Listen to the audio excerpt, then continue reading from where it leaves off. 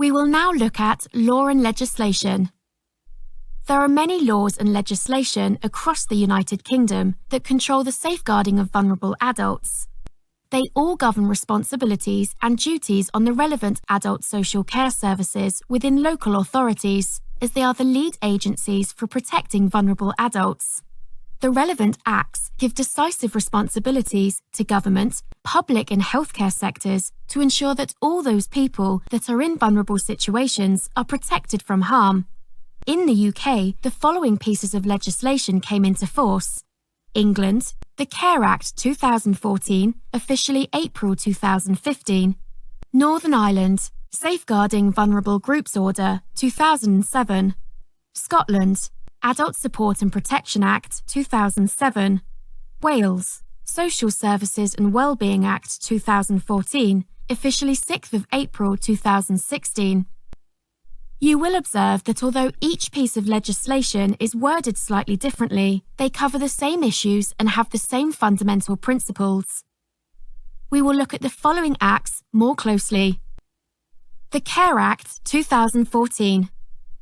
The aim of this act is to set out a clear legal framework for how local authorities and other parts of the system should protect adults at risk of abuse or neglect. The Care Act 2014 explains the responsibilities for the safeguarding and protection of vulnerable adults at risk of abuse and neglect. The Act was produced to bring a variety of legislation together, creating a whole new Act.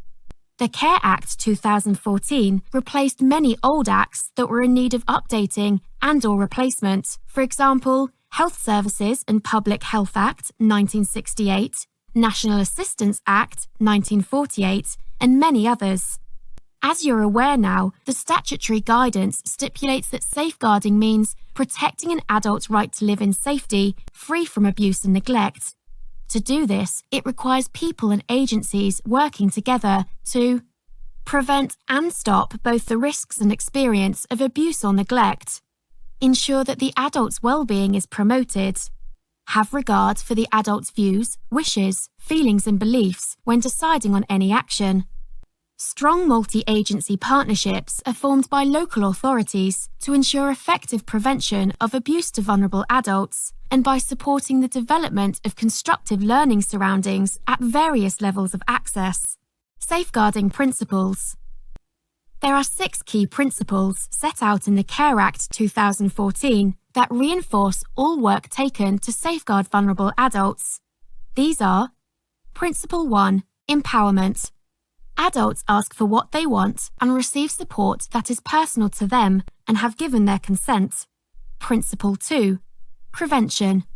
Signs are recognised and clear decisive actions are taken before harm occurs to the vulnerable adult. Principle 3. Proportionality. Professionals to work in the vulnerable adult's best interests and responses are proportionate to the presented risks. Principle 4. Protection. Professionals to provide help and support for those in the greatest need. Principle 5. Partnership. Professional services within the local community join together to share only the information that prevents, detects, and reports neglect and abuse. Principle 6. Accountability. Safeguarding of vulnerable adults should be delivered with transparency and accountability, therefore the adult fully understands the role of everyone in their life. You will revisit these 6 principles again later on in the responsibilities section, as they are closely linked to the sharing of information and protection plans. Let us now look closely at the Mental Capacity Act 2005.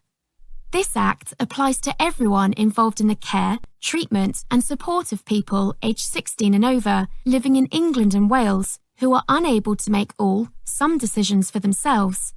The MCA is designed to protect and restore power to those vulnerable people who lack capacity. Mental capacity is where a person is unable to make decisions through a lack of capacity to do so. This could be due to head, spinal injuries, disabilities or illness. It is stated in the Mental Capacity Act 2005 that a person is unable to make a decision for themselves if they are unable to do one or more of the following things: to understand the information relevant to the decision, retain the information given to them, Use or reflect on that information as part of that process of making the decision. Communicate the decision, whether by talking, using sign language, or any other means. It is of vital importance that a decision in the best interests of the vulnerable adult, made by a suitable adult under the Mental Capacity Act 2005, should always encourage the adult to participate in decisions, try to identify all the things that that adult would want to include in making that decision, their individual views, avoiding discrimination, and to assess if the adult might regain mental capacity. Dementia. According to the Alzheimer's Organization, dementia is not a specific disease.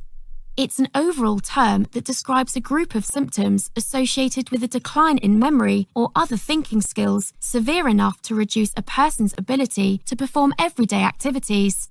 Dementia affects all people, regardless of gender, ethnicity, or age, and currently affects 850,000 people in the UK, with estimated numbers set to rise to 1 million by 2025. In April 2017, the World Health Organization studies show that the figures of the number of people living with dementia worldwide is currently estimated at 47 million and is projected to increase to 75 million by 2030. The symptoms of dementia can include difficulty in performing familiar tasks, loss of memory, confusion and misplacing things, changes in mood or behavior, poor judgment in making decisions. There are 7 stages of dementia. Stage 1, no decline. No memory problems or other symptoms are evident. Stage 2, very mild decline. Minor memory problems, though still do well on memory tests. Stage 3, mild decline. Having trouble organizing and planning, remembering names of new friends. Stage 4, moderate decline. Have difficulty with simple arithmetic, poor short-term memory. Stage 5, moderately severe decline. Difficulty dressing appropriately, significant confusion. Stage 6, severe decline. Confusion or inability to remember details of personal history. Stage 7, very severe decline. Lose ability to communicate and in final stages, swallow. If these symptoms occur, then the vulnerable adult is at an increased risk of abuse financially and other forms of abuse. Those affected by dementia will require someone to act in their best interests as time goes on and the vulnerable adult's condition declines through the stages of dementia.